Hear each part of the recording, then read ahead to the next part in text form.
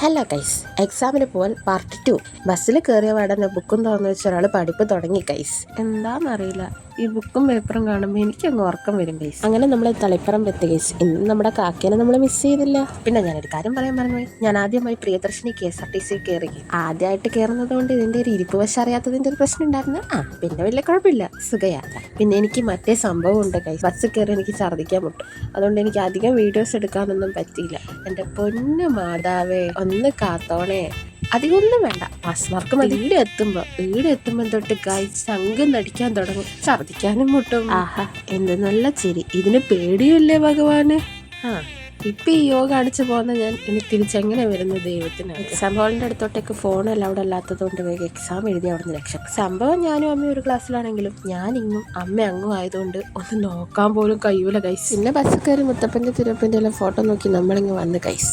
ഒരു കാര്യം കാണിച്ചട്ടെ ഗൈസ്.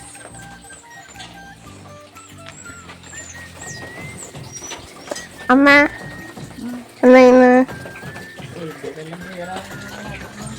ഇന്നത്തെ പരീക്ഷ എങ്ങനെയുണ്ട് അമ്മ? എല്ലാം എഴുതിന? പിന്നെ അപ്പൊ ഇഷ്ടപ്പെട്ട ചാനൽ സബ്സ്ക്രൈബ് ചെയ്യാനും വീഡിയോസിന് ലൈക്ക് ചെയ്യാനും മറക്കല്ലേ. അപ്പൊ അത്രയേ ഉള്ളൂ. Bye guys.